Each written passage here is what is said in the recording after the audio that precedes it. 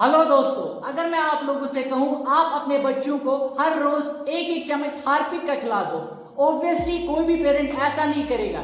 लेकिन आज के जमाने में हर एक पेरेंट लगभग हर दिन अपने बच्चों को पैकेज चिप्स खिलाते हैं। टाइम्स ऑफ इंडिया की इस रिपोर्ट को देखिए जिसमें ये बोला गया पैकेज चिप्स में सेम केमिकल पाया जाता है जो कि एक हार्पिक या टॉयलेट क्लीनर में पाया जाता है।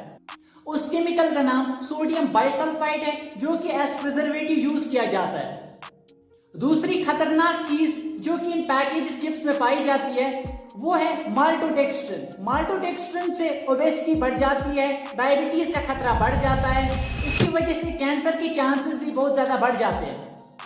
इन पैकेज चिप्स को फ्लेवरफुल बनाने के लिए इनमें आर्टिफिशियल एनहांसर्स डाले जाते हैं जैसे मोनोसोडियम ग्लूटामेट जो कि एक केमिकल है जिसकी वजह से ओबेसिटी यानी मोटापे का खतरा काफी ज्यादा बढ़ जाता है।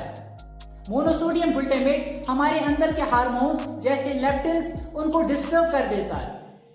दोस्तों, हेल्दी फूड के दो ही रूल्स हैं। रूल नंबर 1 ये है कि जो खाना जल्दी खराब हो जाता है, जिस खाने की शेल्फ लाइफ एज कम होगी वो खाना ज्यादा हेल्दियर होता है जैसे वेजिटेबल्स, फ्रूट्स वगैरह।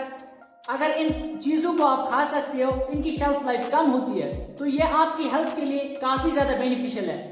रूल नंबर 2 ये है कि वही खाना हेल्दियर होता है जिसमें कम इंग्रेडिएंट्स होते हैं जो कि कम चीजों का बना होगा। सो जिस खाने में कम इंग्रेडिएंट्स जो कम चीजों का बना होगा वो ज्यादा हेल्दियर होता है। थैंक यू दोस्तों, इस इंफॉर्मेशन को ज्यादा से ज्यादा शेयर करें।